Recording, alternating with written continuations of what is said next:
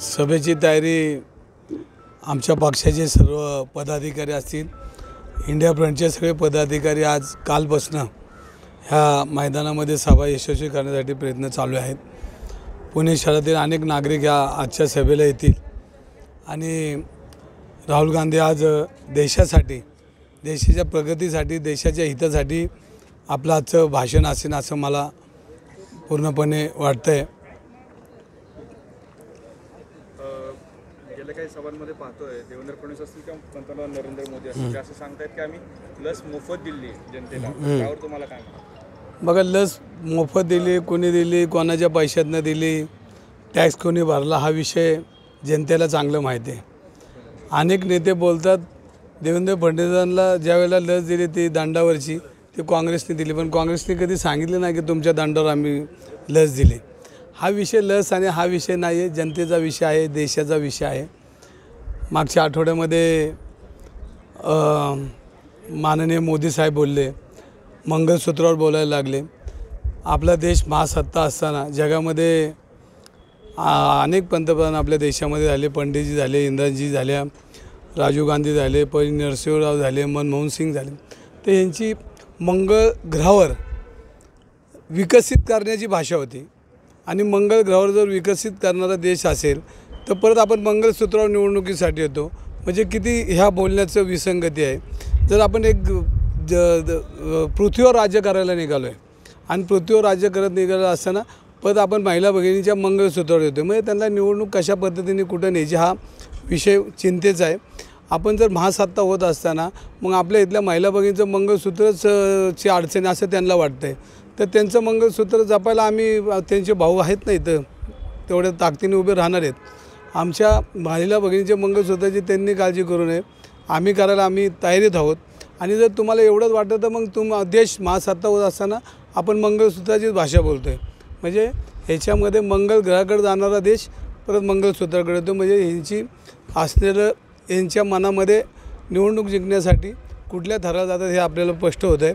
आणि आज राहुल गांधी देशाच्या विकासावर बोलणार आहेत, देशातल्या लोकांसाठी बोलणार आहेत, शेतकऱ्यांवर बोलणार आहेत, युवकांबरोबर बोलणार आहेत, महिला भगिनींवर बोलणार आहेत, शिक्षणावर बोलणार आहेत। आणि जर निवडणुकीचा फंडाच म्हणून जर वापरायचा असेल तर ते मंगळसूत्र येतात, ही खऱ्या अर्थाने ह्यांची हार आहे।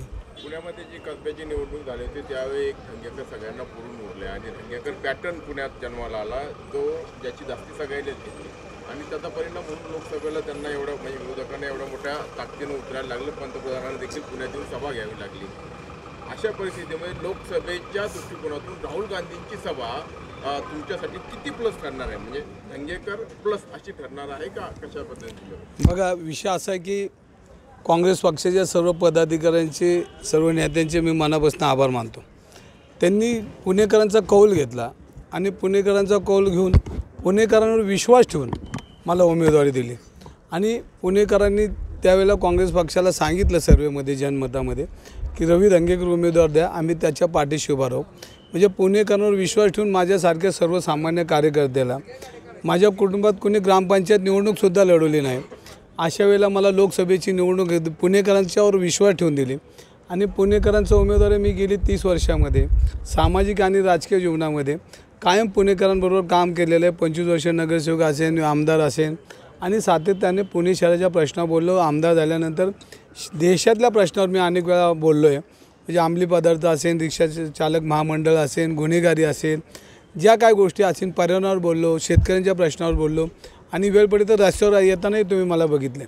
तर मी जे प्रश्न आहेत ते मी देशाच्या प्रश्नावर बोललो, राज्याच्या प्रश्नावर बोललो, सर्वसामान्य लोकांना बोललो, रिक्षा चालक मालक महासंघ झाला, त्याला बजेट पडलं त्याच्यावर चर्चा केली, सरकारला त्याच्या करण्यासाठी भाग पाडलं आणि हे नुसतं पुणे शहरात नाही तर महाराष्ट्रातल्या सगळ्या रिक्षा चालकांना त्याचा फायदा होणार आहे। टेम्पो असतील, सर्वसामान्य लोक असतील की ते आज रिक्षा चालक आमचे 50 नंतर त्यांची आरोग्याची परिस्थिती असेल, त्यांना पेन्शन असेल, ज्या काही गोष्टी असतील ते एक महामंडळ झाले, त्याला बजेट बी पडले, भविष्यामध्ये ते कशा पद्धतीने वाढ होऊन ती सर्वसामान्य लोकांपर्यंत पोहोचणे त्यासाठी प्रयत्न करणार आहे। आज पर्यावरणाचे प्रश्न आहेत, नदी धंगेकरांनी केलेलं काम आणि त्यांच्या असलेल्या क्षमता हे सगळं एक प्रकारचा एक पहिला डोस म्हणायचं, राहुल गांधी त्याच्यावरती बूस्टर डोस ठरणार। बघा, राहुल गांधींनी भारत जोडो यात्रा केली अनेक किलोमीटर देशाच्या परिसरामध्ये फिरले, सर्वसामान्यांच्या व्यथा ऐकून घेतल्या, गोरगरिबांना भेटले, सगळ्यांना म्हणजे जी समाजातली घटकं आहेत त्यांचं दुःख बघितलं. आज ज्या पद्धतीने देशामध्ये चाललेल्या राजकारणामध्ये सर्वसामान्य लोकांना गृहीत धरलं जात नाही, मध्यवर्गीय लोकांना गृहीत धरत नाही, ठराविक लोकांसाठी देश चालला अशी परिस्थिती निर्माण झाली. आणि अशा वेळेला राहुल गांधींनी सर्वसमावेश असं सर्व देश एक संघ राहण्यासाठी त्याच्यावर पूर्णपणे काम करत आहेत. आज ते देशावर बोलतील, ते कोणावर टीका करणार नाही. त्यांची संकल्पना आहे की आम्ही भारत जोडो करतो, लोकांच्या हातात हात घेऊन लोकांनी एकत्र आणण्याचं काम राहुल गांधी करतात. हा बूस्टर डोस नाही, हा पुणेकरांसाठी देशासाठी असणारे विचार मांडणारा ही सभा आहे. ही काही एका कोणावर टीका करण्यासाठी नाही, पण देश हा एक संघ राहिला पाहिजे, देशाची प्रगती वाढ झाली पाहिजे. आपण बघितलं असेल तर राजीव गांधींनी जो निर्णय घेतला 18 वर्षाच्या तरुणांना निवडणुकीमध्ये मतदानाचा अधिकार दिला. राजीव गांधींनी संगणक आणलं. म्हणजे देशाच्या प्रगतीला मोठा काँग्रेस पक्षाचा हातभार आहे. ह्या पुण्याच्या प्रगती असेल, देशाच्या प्रगती असेल, हे स्ट्रक्चर काँग्रेस पक्षाने मोठं केलं आहे. त्याच्यामध्ये प्रगती करण्याचंही काम झालेलं आहे. पण 10 वर्षामध्ये पुणेला काही मिळालेलं नाही. मनमोहन सिंग पंतप्रधान असताना 3000 कोटीपेक्षा जास्त पैसे त्यांनी पुणे शहराच्या विकासाला दिले, पण कुठेही तिथं गजावजा नाही केला, बोर्ड नाही लावले, बॅनर नाही लावले, पोस्टरबाजी नाही केली, वर्तमानपत्रात जाहिराती दिल्या नाही. म्हणजे हे सगळा समाजाचा पैसा, देशाचा पैसा पूर्णपणे तो विकासाला गेला. स्मार्ट सिटी झाली आपली. स्मार्ट सिटी 500 कोटीमध्ये ती बंद पडली, आज ती गुंडाळलेली. आणि तिथं पुण्याचा विकास बघितला तर एका कोपऱ्यामध्ये तोही समाजाला, नागरिकांना, पुणेकरांना त्याचा काय फायदा झाला नाही. आणि ती 500 कोटीची स्मार्ट सिटी गुंडाळलेली आणि त्यातले 50 कोटी जाहिरातीवरच गेलेत. म्हणजे देशाचा पैसा जाहिरातीवर चालला असं मी नाही म्हणत. की आपले माजी गव्हर्नर राजन राघव त्यांनी म्हटलं की हे देशामध्ये चाललं आहे काय आणि ते अर्थव्यवस्था ह्या देशाची चांगली नाही, ही चिंता व्यक्त करून त्यांनी राजीनामा देऊन निघून झालेली गर्दी आणि कोण काय बोललं याकडे सगळ्यांचं लक्ष लागून असतं. पंतप्रधानांची सभा झाली त्यावेळी तुमच्याच लोकांनी की खूप खुर्च्या खाली होत्या, लोकांना पैसे देऊन आणलं होतं, अशा पद्धतीची तक्रार केली होती.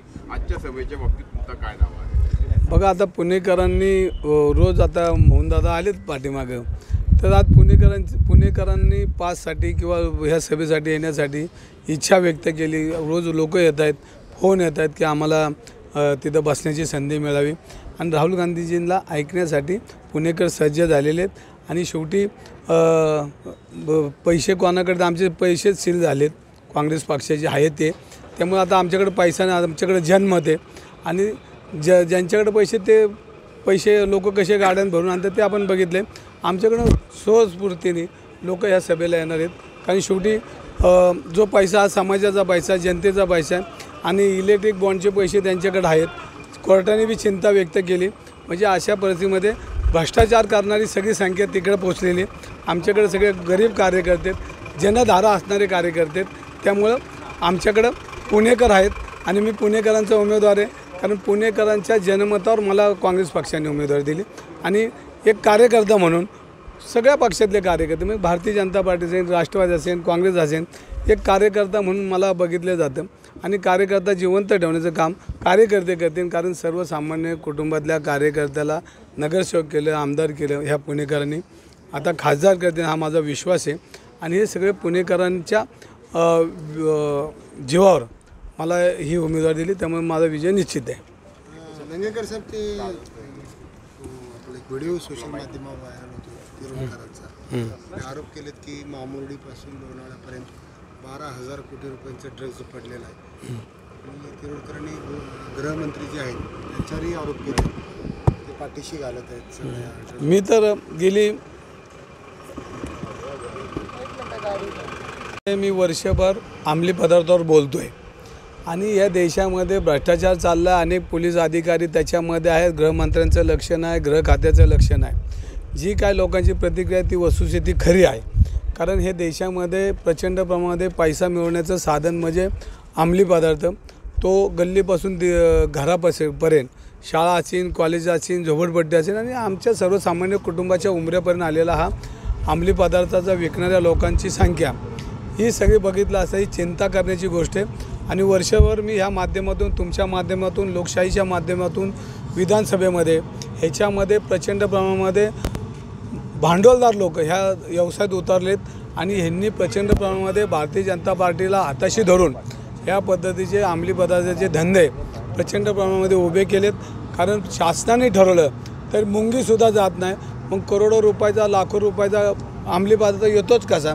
ही पूर्णपणे जबाबदारी गृह खात्याची आणि हीच सगळी लोक ह्या निवडणुकीत पैसा घेऊन आज भारतीय जनता पार्टीच्या पाठीशी उभे आहेत. तोच पैसा आज आमच्या निवडणुकीमध्ये वापरणार आहेत आणि लोकांना त्याच्यामध्ये त्या निवडणुकीमध्ये भ्रष्टाचारी आणि अंमली पदार्थ विकणाऱ्या लोकांची संख्या त्याच्यामध्ये जास्ती दिसेल.